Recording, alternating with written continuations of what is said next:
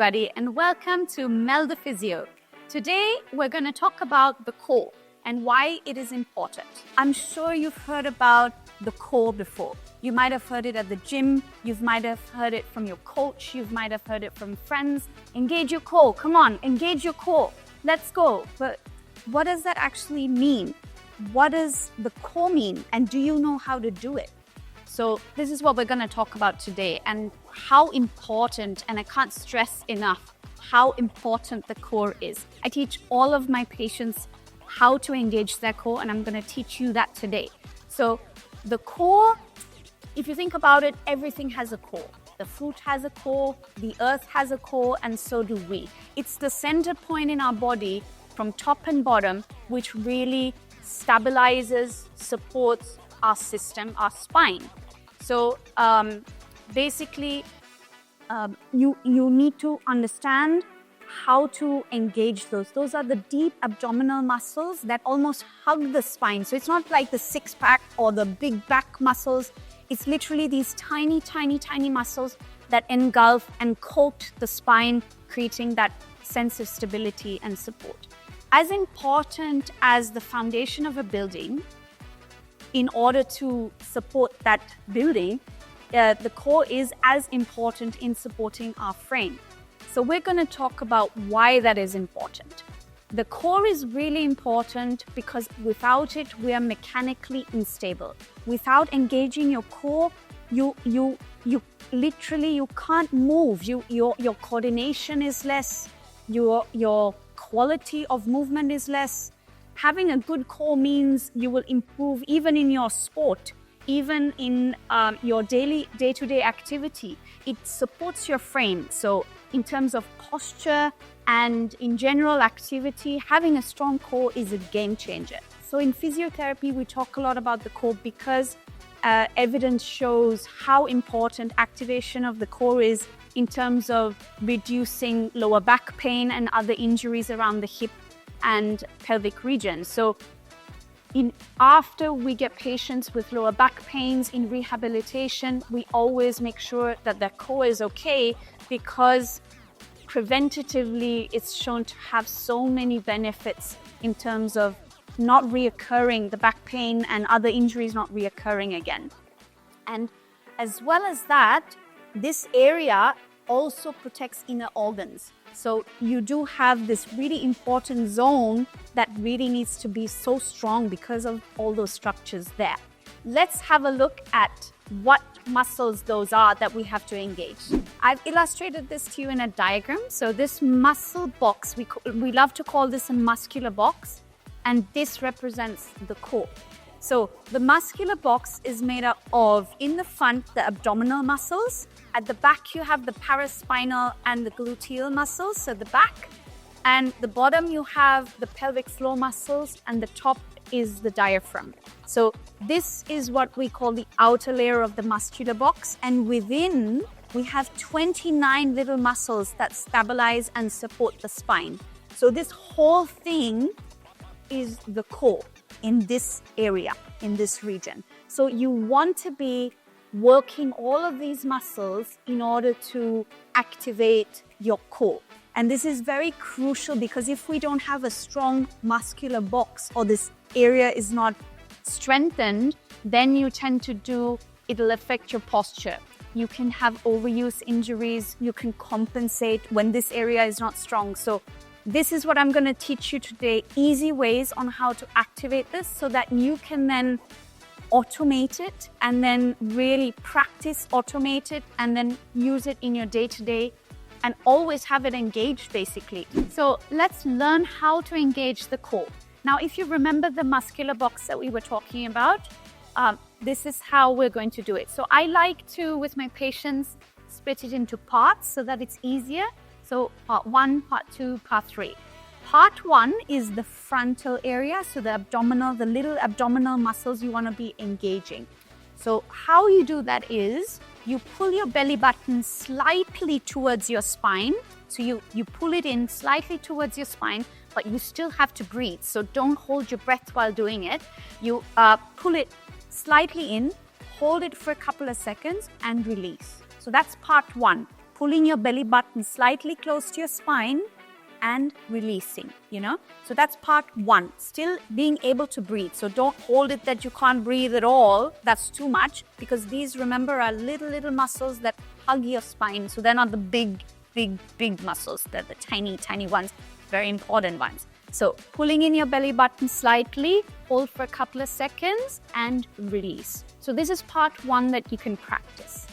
Part two is the pelvic floor muscle. So that's the bottom part of that muscular box.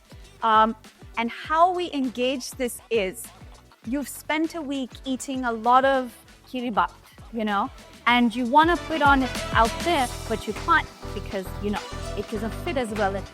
So you're pulling these trousers over your body and it's kind of getting, stuck at your waist. That feeling of pulling the trousers over your hips, that's the pelvic floor muscles engaged. So you can imagine as if you're pulling a tiny bit too tight trousers over your waist, trying to put that button on. That feeling is the pelvic floor muscle. So again, you hold it for a couple of seconds and you release. And you can practice that into part two. That's the pelvic floor muscle. So part one, belly button closer to your spine. Number two, pulling the pants over your hips. That engaging the pelvic floor muscle is part two. And part three is deep breathing. So remember, the top of the muscular box is the diaphragm. The diaphragm is the upper part of the core. So breathing while doing these exercises is really important. So don't hold your breath when engaging. Then you've done too much. So you just relax, engage your belly button, relax, but all in all, breathing at the same time. Ideally, you practice part one, part two, and part three separately, but eventually engage them all together. So belly button closer to your spine, pulling those tight pants over your hips. That, as well as being able to breathe, that is the core. So you have the gluteal hip region activated, you have the abdominal back activated, pelvic floor muscle, and you're able to breathe. That's the core. That's that muscular box. So how I would like you to practice this is you can do it. Now, what I usually say is to my patients, practice this regularly, because you have to practice in order to automate it. Now, you can't just do it one day, oh, I've done my core for the day. No, that doesn't make sense. You have to do it in intervals throughout the day. So in automation, what I usually tell my patients is practice this 50 times throughout the day. So not all 50 times at once, but maybe you'll do 5 in the morning, 5 midday, 5 afternoon, and 5 in the evening, where you engage, relax, engage, relax. And guess what? You can do this anywhere. You can do this walking, you can do this lying down, you can do this sitting in the waiting room, you can do it while having a coffee with your friend. If they're not telling you an exciting story, you can always, engage your core while listening, But you engage, relax, and practicing it automates it. In my experience, usually it takes about 3 to 5 weeks for it to be automated. That means you'll always be having your core engaged.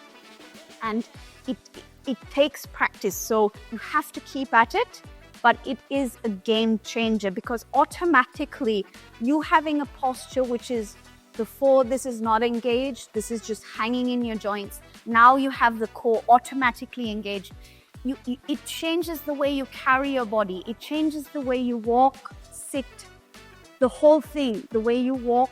It just changes everything. You carry your frame now. You're supported, you're supporting your spine, and you're able to move, do your sports, do everything with coating and protection of your spine. Activating your core will change the way that you carry yourself. With your abdominals and your glutes and your back muscles, pelvic floor muscles engaged, it'll change the way that you do your day-to-day life. In the sense of injury also, it'll prevent further reoccurrence. The way that you perform will be better in sports, for example. And if you're really not sure in how to get these muscles activated, you can always visit your physio to kind of check how and if you're doing the right thing.